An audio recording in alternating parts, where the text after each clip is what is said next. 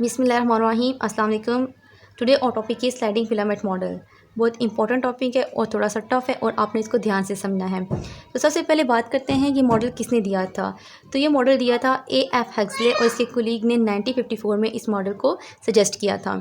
इन्होंने ये देखा कि मसल कंट्रैक्शन करते हैं तो वो किस तरह कंट्रैक्शन करते हैं। तो ये बेसिकली इस बेस पे मॉडल है कि मसल कंट्रैक्शन किस तरह करते हैं। तो अगर हम बात करें मसल की, तो जब मसल रिलैक्स फॉर्म में होते हैं, रेस्ट स्टेज में होते हैं, तब इनकी लेंथ जो होती है वो एक तो साइज़ में बड़े होते हैं और दूसरा क्या होता है वो पतले होते हैं।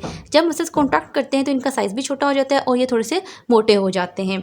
तो मसल कॉन्ट्रैक्शन होती कैसे है, तो आपके पास हमने पीछे डिस्कस किया था कि हमारे पास दो फिलामेंट्स होते हैं, एक होता है थिक फिलामेंट्स, एक होता है थिन फिलामेंट्स। तो जब थिक फिलामेंट के हेड जाके थिन फिलामेंट के साथ जुड़ते हैं तो वो क्या करते हैं, थिक फिलामेंट उसको पुल करता है और वो इस तरह स्लाइड करते हैं। तो जब अगर अब ये क्या है, अब ये रिलैक्स कंडीशन में है, ठीक है, कि अभी मायोसिन फिलामेंट का थिक फिलामेंट का हेड एक्टिन फिलामेंट के साथ थिन फिलामेंट के साथ अटैच नहीं हुआ, तो तब ये क्या है, रिलैक्स कंडीशन में। तो जब रिलैक्स कंडीशन में तो तब क्या है, मसल एक तो पतला है और साइज़ में भी बड़ा है। तो जैसे थिक फिलामेंट का हेड जाके थिन फिलामेंट के साथ जुड़ेगा, अटैच होगा, तो ये क्या करेंगे, स्लाइड करेंगे, ठीक है, पुल करेगा उसको थिन फिलामेंट को थिक फिलामेंट। तो अब क्या हुआ, ये कॉन्टैक्ट हुआ, एक तो इसका साइज़ भी क्या हुआ, छोटा हो गया, और दूसरा ये मोटा हो गया। तो इस तरह क्या करते हैं, थिक फिलामेंट और थिन फिलामेंट स्लाइड करते हैं और मसल्स कॉन्ट्रैक्ट और रिलैक्स करते हैं। तो अकॉर्डिंग टू दिस थ्योरी, तो आप स्लाइडिंग फिलामेंट को डिफाइन कैसे करोगे कि स्लाइडिंग फिलामेंट के दौरान क्या होता है, जी लाइन एक दूसरे के करीब आ जाती है, आई बैंड शॉर्टन हो जाता है और ए जोन डिसअपीयर हो जाता है। अब हम इन तीनों पॉइंट को इस डायग्राम में देखते हैं। अच्छा, तो ये डायग्राम क्या है, कंस्ट्रक्शन से पहले की है।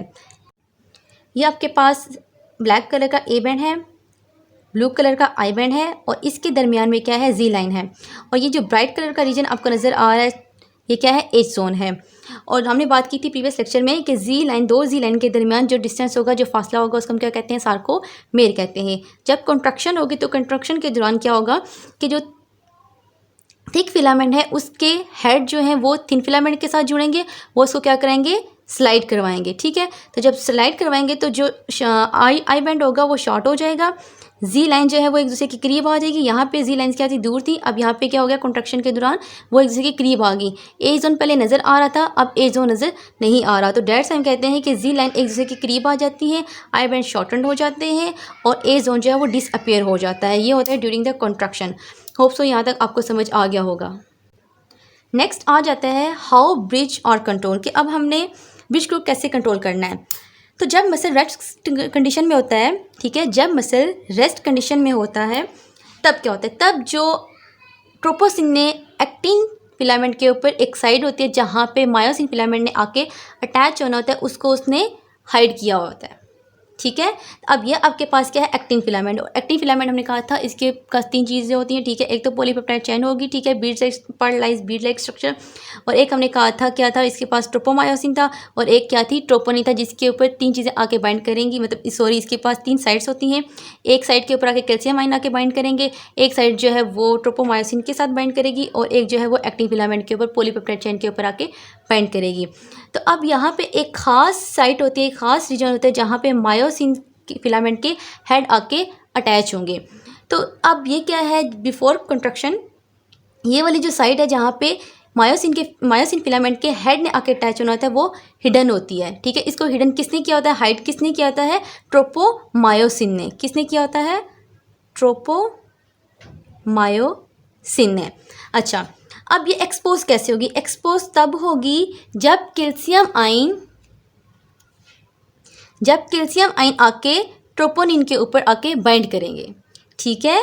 ये साइड तब एक्सपोज होगी जब कैल्शियम इसके साथ आके बाइंड करेंगे। तो जो ट्रोपोमायोसिन है वो जो साइड थी जहाँ पे मायोसिन फिलामेंट के हेड अटैच होना था उसको एक्सपोज कर देती है। तो फिर वहाँ पे क्या हो जाता है, मायोसिन फिलामेंट के हेड अटैच हो जाते हैं, ठीक है। फिर वो क्या होती है, कॉन्ट्रक्शन होती है। तो मेन रोल कॉन्ट्रक्शन का किसका है, अटैचमेंट के अंदर कैल्शियम का है, कि कैल्शियम आएंगे तो वो ट्रोपोमायोसिन क्या करेगी, एक्सपोज करेगी वो साइड जहाँ पे मायोसिन फिलामेंट के हेड ने अटैच होना होता है। अब अटैचमेंट के लिए भी क्या होगा, हमें एटीपी रिक्वायर्ड होगी, तो एटीपी हाइड्रोलाइज हो जाएगी इनटू एडीपी के अंदर। तो जब मायोसिन के हेड अटैच होंगे एक्टिन फिलामेंट के साथ तो भी हमें एटीपी रिक्वायर्ड होगी, और जब ये डिटैच होंगे तभी हमें क्या होगी, एटीपी रिक्वायर्ड होगी। दोनों सूरतों में हमें क्या है, एटीपी रिक्वायर्ड होगी। अब आपने अक्सर देखा होगा कि जो डेथ के बाद जो डेड बॉडी होती है वो अकड़ जाती है। वो अकड़ती क्यों है, क्योंकि अब वहाँ पे क्या हो गई है, एटीपी की प्रोडक्शन कम हो गई है। एटीपी की प्रोडक्शन कम होने की वजह से जो ये मायोसिन फिलामेंट का हेड एक्टिन फिलामेंट के साथ अटैच हुआ है, ये डिटैच नहीं होता। जब डिटैच नहीं होगा तो मसल स्टिफ हो जाएंगे, अकड़ जाएंगे। तो डेट्स वाई जो डेड बॉडी होती है वो अकड़ी हुई होती है, अकड़ जाती है। तो ऐसी कंडीशन को, ऐसी सिचुएशन को हम क्या कहते हैं, रिगर मोर्टिस कहते हैं। और ये शॉर्ट क्वेश्चन पूछा जाता है। यहाँ पे एक बार मैं फिर रिपीट कर देती हूँ कि आपके पास एक्टिन फिलामेंट है। एक्टिन फिलामेंट के साथ तीन चीज़ें होती हैं। एक तो एक्टिन फिलामेंट होगा, पॉलीपेप्टाइड चेन होगी, एक ट्रोपोमायोसिन होगा और एक ट्रोपोनिन होगा। और एक्टिन फिलामेंट के साथ मायोसिन फिलामेंट के हेड अटैच होने हैं। तो जब तक कैल्शियम आयन नहीं आएगा तब तक ये साइड जो है वो हाइड ही रहेगी, हिडन ही रहेगी। तो जैसे कैल्शियम आयन आके ट्रोपोनिन के साथ अटैच होते हैं, बाइंड होते हैं, तो जो ट्रोपोमायोसिन है ये क्या करता है, ऊपर की तरफ चला जाता है और साइड को क्या कर देता है, एक्सपोज कर देता है। फिर इसके साथ क्या है, मायोसिन फिलामेंट के हेड अटैच हो जाते हैं एक्टिन फिलामेंट के साथ। और इस दौरान कहते हैं अटैचमेंट के दौरान भी, जब अटैचमेंट हो रही थी उस दौरान हमें क्या होती है, एटीपी रिक्वायर्ड होती है, वो हाइड्रोलाइज हो जाती है इनटू एडीपी के अंदर। और फिर जब ये डिटैच होते हैं तब हमें भी एटीपी रिक्वायर्ड होती है। तो रिगर मोर्टिस किस कंडीशन को कहते हैं, रिगर मोर्टिस उस कंडीशन को कहते हैं, उस सिचुएशन को कहते हैं कि डेथ के बाद ये जो मायोसिन फिलामेंट हैं ये एक्टिन फिलामेंट से डिटैच नहीं होते। तो डेड साइड जो मसल हैं वो स्टिफ हो जाते हैं, इस वजह से जो डेड बॉडी होती है वो अकड़ी हुई होती है। इस कंडीशन को, इस सिचुएशन को हम क्या कहते हैं, रिगर मोर्टिस कहते हैं। नेक्स्ट आ जाता है controlling the actin myosin interaction by calcium ion. तो पीछे हमने बात की है कि मायोसिन फिलामेंट अटैच होता है एक्टिन फिलामेंट के साथ। ये तब अटैच होगा जब कैल्शियम आयन आके ट्रोपोनिन के साथ बाइंड करेंगे, और ट्रोपोमायोसिन क्या करेगा, जो बाइंडिंग साइड थी एक्टिन फिलामेंट के ऊपर मायोसिन के लिए, वो एक्सपोज करेगा। अब क्वेश्चन ये अराइज होता है कि कैल्शियम आयन कहाँ से आया, तो हमने ये अब डिस्कस करना है। तो जब मसल कंट्रैक्शन होती है तब कब होती है, मसल कंट्रैक्शन तब होगी जब ब्रेन से मैसेज आएगा। तो ब्रेन से मैसेज किस फॉर्म में आता है, नर्व इम्पल्स की फॉर्म में आता है। अब ये जो आपको ब्लू कलर की नज़र आ रही है क्या है, मोटर न्यूरॉन्स हैं, मोटर न्यूरॉन्स। और ये क्या है, आपके पास मसल सेल है। मसल सेल्स और मोटर न्यूरॉन के दरमियान क्या होता है, जंक्शन होता है, जिसे हम क्या कहते हैं, न्यूरोमस्कुलर जंक्शन होता है। जैसे ब्रेन सिग्नल भेजता है in the form of nerve impulse, तो मोटर न्यूरॉन्स में यहाँ पे पैकेट्स पड़े होते हैं किसके, न्यूरो ट्रांसमीटर के। ये न्यूरो ट्रांसमीटर रिलीज होते हैं और सार्कोलीमा, ठीक है, जो मसल सेल की सेल मेम्ब्रेन है, सार्कोलीमा के रिसेप्टर्स में आते हैं। यहाँ से ये फिर होते हुए ट्रैवल करते हुए इस टी ट्यूब्यूल्स में आते हैं। ठीक है, यहाँ पे जो सार्कोलीमा है इसमें छोटे छोटे सुराख होते हैं और वो क्या बनाते हैं, ट्यूब्यूल्स बनाते हैं। उनको हम क्या कहते हैं, टी ट्यूब्यूल्स कहते हैं। जो न्यूरोट्रांसमीटर थे वो क्या करेंगे, वो यहाँ पे ट्रैवल करेंगे। ट्रैवल करने के बाद अच्छा, टी ट्यूब्यूल्स को हम क्या कहते हैं, ट्रांसफर ट्यूब्यूल्स भी कहते हैं और टी सिस्टम भी कहते हैं। टी सिस्टम इसलिए कहते हैं क्योंकि ये entire the length of muscle cell, ठीक है, मसल सेल्स के पूरे सेल में फैले हुए होते हैं, इसलिए एक नेटवर्क सा बना रहे होते हैं, इसलिए हम इनको टी सिस्टम भी कहते हैं। ठीक है, अब ये टी ट्यूब्यूल्स में ट्रैवल करेंगे तो ये इनके साथ क्या पड़े होंगे, एंडोप्लाज्मिक रेटिक्यूलम, ठीक है, जिनको हम मसल सेल्स के एंडोप्लाज्मिक रेटिक्यूलम को क्या कहते हैं, सार्कोप्लाज्मिक रेटिक्यूलम। ठीक है, सार्कोप्लाज्मिक क्योंकि पीछे भी हमने डिस्कस किया था कि जब भी सार्को का वर्ड आएगा और मायो का वर्ड आएगा, डैट्स में हम किसकी बात कर रहे हैं, मसल्स की बात करें। तो जो मसल्स में एंडोप्लाज्मिक रेटिक्यूलम प्रेजेंट होगा उसको हम क्या कहते हैं, सार्कोप्लाज्मिक रेटिक्यूलम। तो सार्कोप्लाज्मिक रेटिक्यूलम प्रेजेंट होगा तो इसको जब ये सिग्नल मिलेगा तो ये क्या करेगा, अपने कैल्शियम गेट को ओपन करेगा। जब कैल्शियम गेट को ओपन करेगा तो वहाँ से क्या करेगा, रिलीज़ करेगा कैल्शियम आयन को रिलीज़ करेगा। कैल्शियम आयन को रिलीज़ करेगा कहाँ, सार्कोप्लाज्म में, मीन के मसल के साइटोप्लाज्म में रिलीज़ करेगा।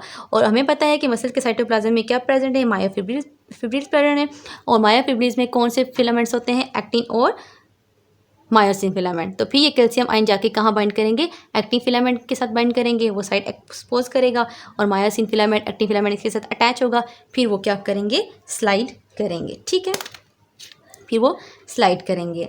अच्छा, यहाँ पे लिखा हुआ है जब ब्रेन से मैसेज आया ठीक है, मोटर न्यूरॉन से। मोटर न्यूरॉन ने क्या किया, न्यूरोट्रांसमीटर रिलीज़ किया। ठीक है, ब्रेन से मैसेज आया मोटर न्यूरॉन्स के पास, मोटर न्यूरॉन ने क्या किया, न्यूरोट्रांसमीटर रिलीज़ किया। न्यूरोट्रांसमीटर यहाँ से ट्रैवल करते हुए टी ट्यूब्यूल्स में आए।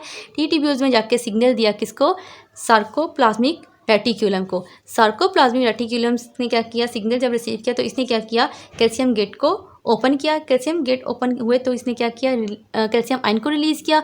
कैल्शियम आयन को रिलीज़ इसने कहाँ पे किया, सार्कोप्लाज्म में किया। सार्कोप्लाज्म में क्या प्रेजेंट थे, मायोफिब्रिल थे। मायोफिब्रिल में हमें पता है क्या चीज़ है, एक्टिन फिलामेंट्स हैं और मायोसिन फिलामेंट। अब एक्टिन फिलामेंट के ट्रोपोनिन जो साइड थी, ट्रोपोनिन के ऊपर जो साइड थी, ठीक है, उसके साथ जाके कैल्शियम आयन बाइंड कर लेगा। ठीक है, फिर मायोसिन फिलामेंट उसके साथ बाइंड करेगा और फिर वो क्या करेंगे, कॉन्ट्रैक्शन करेंगे, स्लाइड करेंगे। होप सो आपको यहाँ तक समझ आ गया होगा। अब एक पॉइंट आता है और ये शॉर्ट क्वेश्चन पूछा जाता है और ये भी आपसे वो लॉन्ग क्वेश्चन में अकेले से पूछ सकता है। ठीक है, एक तो वो कह सकता है राइट अ डिटेल नोट या फिर explain the sliding filament model, और ये भी अलग से ये भी पूछ सकता है right a detail note on controlling the actin myosin interaction bye calcium ion. ठीक है, ये अलग से भी पूछ सकता है। अच्छा जी, प्रीवियस लेक्चर में हमने सार्कोप्लाज्मिक रेटिकुलम को डिस्कस नहीं किया था। यहाँ पे मैं आपको सार्कोप्लाज्मिक रेटिकुलम का डिफरेंस बता दूँ कि आम सेल में भी क्या होता है, एंडोप्लाज्मिक रेटिकुलम प्रेजेंट होता है, और मसल सेल्स में भी क्या होता है, एंडोप्लाज्मिक रेटिकुलम प्रेजेंट होता है। अब जो मसल सेल के अंदर एंडोप्लाज्मिक रेटिकुलम प्रेजेंट होगा उसे हम क्या कहते हैं, सार्कोप्लाज्मिक रेटिकुलम। क्योंकि इसको अब ये डिफरेंट कैसे हैं, क्योंकि इसके पास क्या होता है, राइबोसोम्स नहीं होते, नो राइबोसोम्स। राइबोसोम्स क्यों नहीं होते, क्योंकि मसल्स क्या करेंगे, प्रोटीन्स नहीं बनाएंगे, इस प्रोटीन नहीं चाहिए होगी, तो डैट्स वाई क्या होगा, इनके पास राइबोसोम्स नहीं होंगे। अब लास्ट आ जाता है ऑल और non response. All non response में क्या होगा कि जितने भी फिब्रिल्स हैं, ठीक है, जितने भी फिब्रिल्स हैं वो सारे क्या करेंगे, कॉन्ट्रैक्शन में पार्टिसिपेट करेंगे, या तो सारे कॉन्ट्रैक्ट करेंगे या फिर एक भी नहीं करेगा। तो डैट्स वाई लिखा हुआ है ऑल और नॉन रिस्पॉन्स, मीन के या तो सारे के सारे कॉन्ट्रैक्ट करेंगे या फिर एक भी नहीं करेगा, और ये भी शॉर्ट क्वेश्चन पूछा जाता है। Hope so you understand all the topic. दुआ में याद रखिएगा। अल्लाह हाफिज़।